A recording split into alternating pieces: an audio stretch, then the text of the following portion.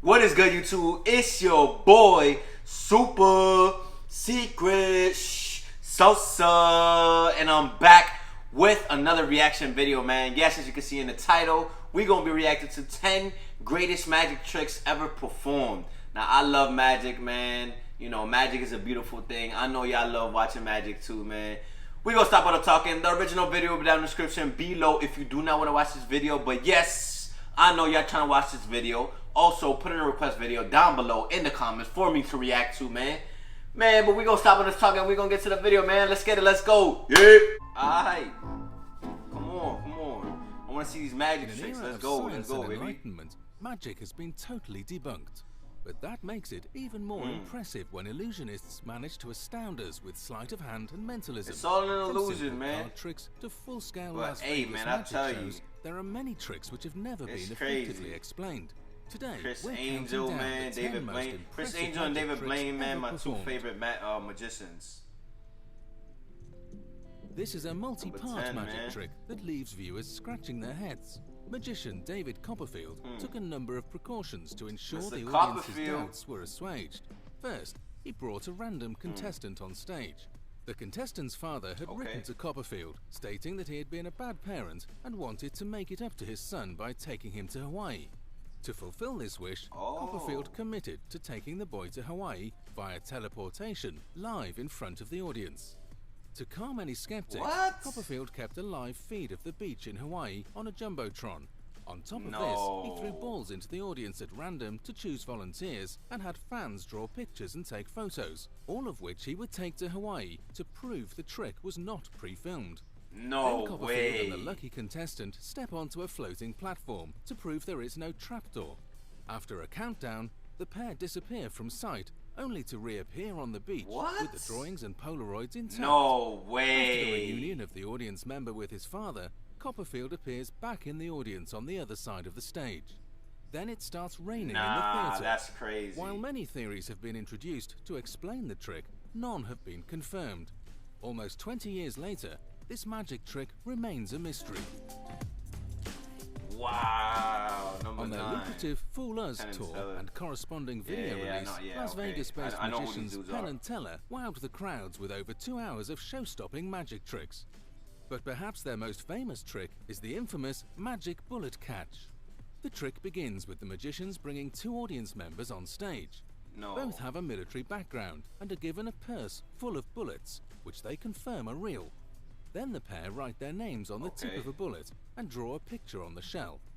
Then the magicians set up 2 identical glass panes on either side of a yellow line. The audience members are given guns to inspect, which are then loaded with their newly decorated bullets. Now comes the crazy part. After putting on bulletproof vests, Penn and Teller shoot the bullets into each other's mouths, catching the round with their teeth. Oh my. The audience members verify There that is the panes no of glass way, were man. broken, thus proving that a shot was fired through them. Then they smell the No bullet casing way. to prove it was recently fired, and finally they verify the bullets themselves with the drawings and names.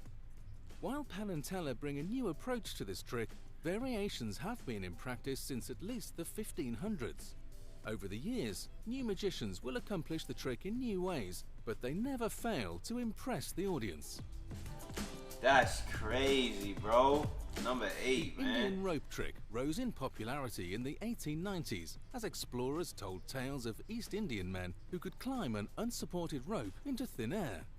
The trick usually goes through That's several wild. predictable steps. The conjurer sits cross-legged in an open space. He throws one end of a coil of rope into the air and about 15 feet of it remains stiff like a pole. An assistant climbs the rope and balances himself at the extremity. At a word from the conjurer, he vanishes and is discovered in a basket or comes running into the crowd from It's a just distant no spot. possible Then way. at a signal, the rope crumples to the ground. There is a more colourful version than this, which insists that the conjurer pretends to be angry with the assistant. He climbs up the rope with a knife between his teeth, and on reaching the top, both he and the assistant disappear. Agonizing screams are heard from above, then a leg falls, and an arm, another leg and arm together with the remainder of the boy's body. The conjurer reappears and climbs down the rope, covered with blood. He assembles the limbs and trunk, which at once becomes complete and alive. the rope crumples and is packed away in a basket. The trick is still alive after more than a century, with several prominent figures offering more than $400,000 to see it explained. Number 7, this Penn is and another Teller classic again. from Hey, Penn and Teller's Fool Us Tour. There's some good magicians, it is a man. relatively simple trick, magicians. but that doesn't make it any less amazing. This illusion is performed exclusively by the often mute Teller.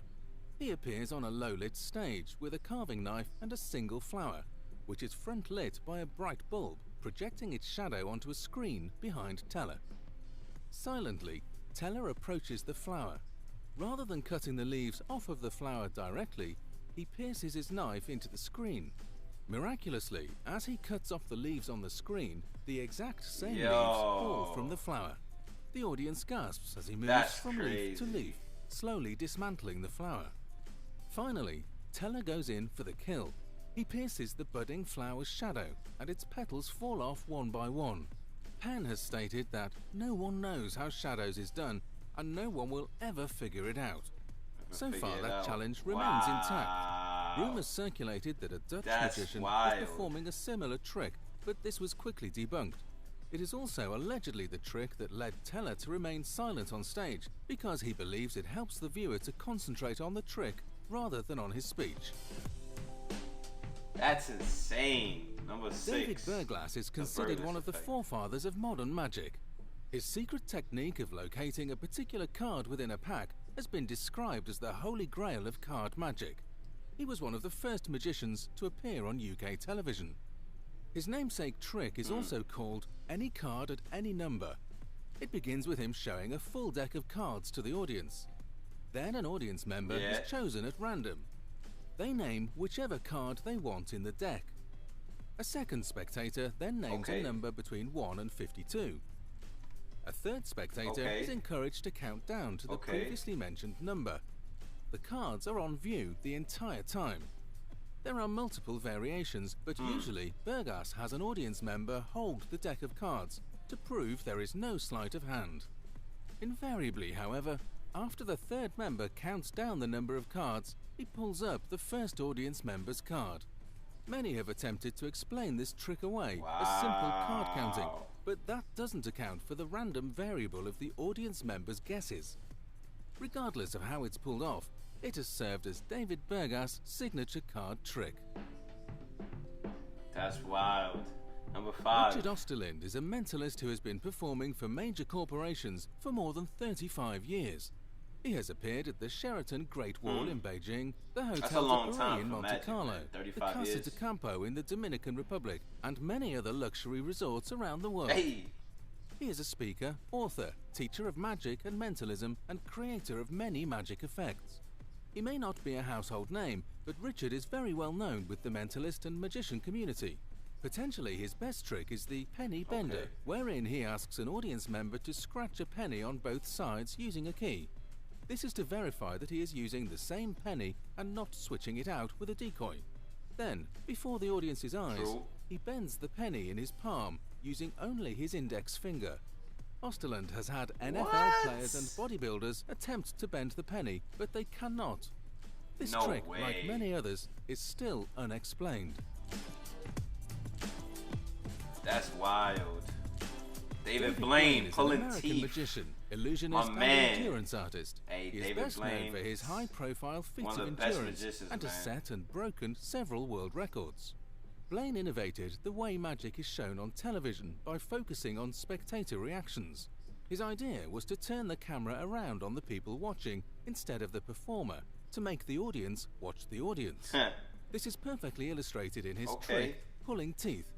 In a crowd of people, Blaine finds a volunteer and somewhat gruesomely pulls their teeth from their mouth. Onlookers gasp as he holds the teeth in his hand, and the volunteer remains stunned. Wait, what? Blaine then ups the stakes by placing the loose teeth in his own mouth and spitting them back into place. The audience absolutely loses control at this point, as he has just performed the impossible. Of course, some posit that the volunteer is actually a planted assistant, but that doesn't explain the mechanics of moving and replacing the teeth in their mouth. This deviates from Blaine's main Exactly. attractions, which usually involve feats of dehydration, asphyxiation, or extreme cold. His pulling teeth trick is a good old-fashioned illusion. Yo, David Blaine is The chop incredible, routine man. I'm brought telling much you. acclaim to British magician Number 3, Paul man. Daniels in the early 80s.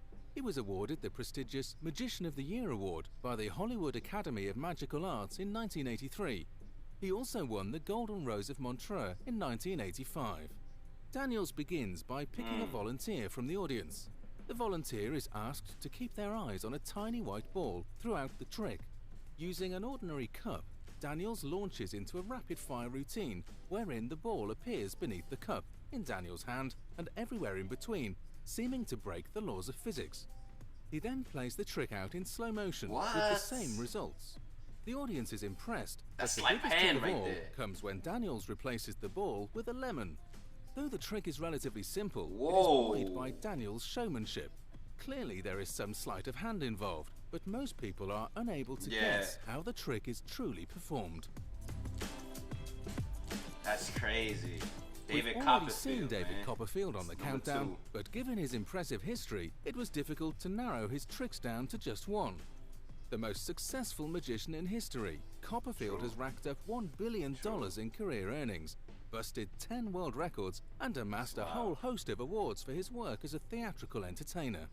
While floating unsupported and making the Statue of Liberty miraculously vanish were dazzling feats, there is one trick so endemic to Copperfield's legend that he legally purchased the rights to the illusion: the Death Saw. It was originally performed in his 1988 special, The Magic of David Copperfield, the Bermuda Triangle.